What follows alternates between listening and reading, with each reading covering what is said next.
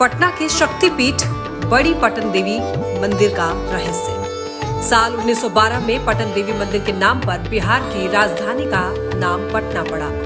मंदिर में मौजूद है योनि कुंड, जो सीधे पाताल पहुंचाती है आहुति।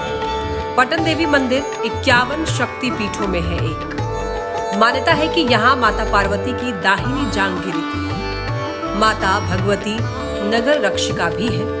अक्सर उनके चलने और पायल की आवाज सुनाई देती है। मुख्यमंत्री नीतीश कुमार मंदिर के निर्माण कार्य को लेकर दान में दिए 8 करोड़ रुपए।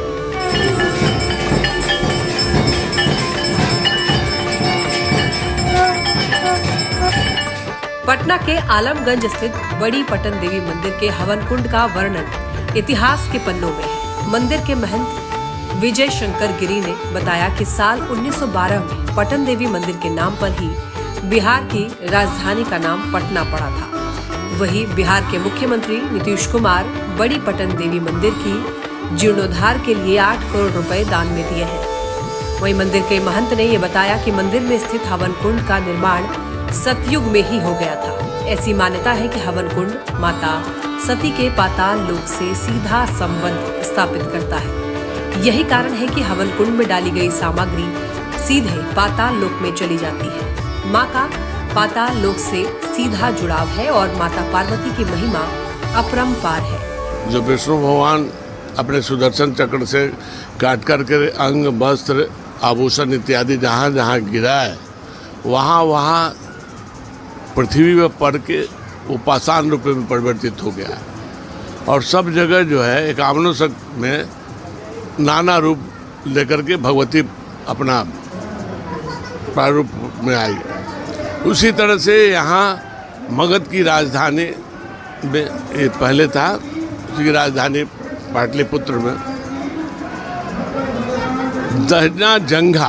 दक्षिण जंघा पट के साथ गिरा था, माने वस्त्र के साथ। इसी से पटना पाटलिपुत्र धृतता में नाम पर रहा है, इन्हीं से नाम पर रहा है। भगवती यहाँ तीनों रूप में विराजमान है। महाकाली, महालक्ष्मी, महासरस्वती, तीनों शक्तियाँ एक साथ मूर्त रूप में एकमात्र यही है। इसीलिए इनको पुराण में सर्वानंद करी कहा जाता है, सभी प्रकार की आनंद को देने वाली। और नगर रक्षिका भी है, नगर भ्रमण करती है। ये नगर भ्रमण करती है।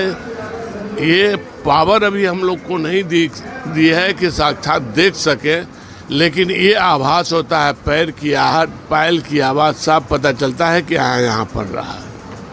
और जो भी भक्त सच्चे दिल से भगवती की आराधना करते हैं उसको सबको मनवांछित फल।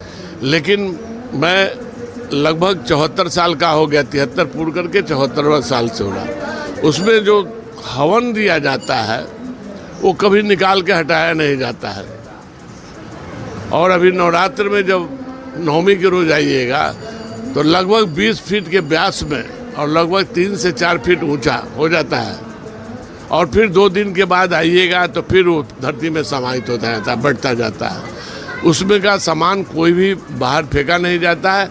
जो आशीर्वाद के रूप में आप तिलक लेते हैं, विभूति ले जाते हैं, बस वही उतना तो डेली उससे चौगुना उसमें हवन पड़ता है।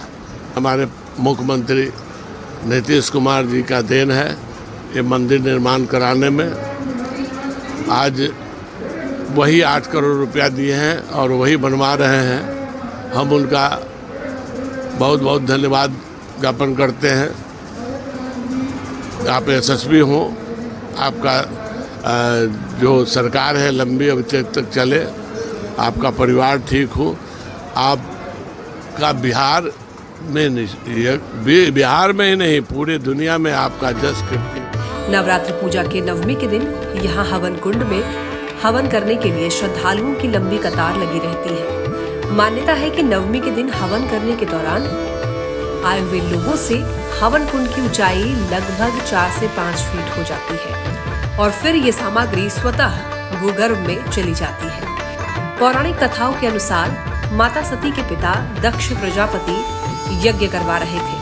यज्ञ के दौरान राजा दक्ष प्रजापति अपनी बेटी सती के पति यानी शिवजी का अपमान कर दिया, जिसके बाद देवी सती गुस्सा हो गई और आग में कूदकर अपनी जीवन खत्म कर ली। जिसके बाद क्रोध में आकर शिवजी ने मृत शरीर को हाथों में ले लिया और घमासान तांडव करने लगे।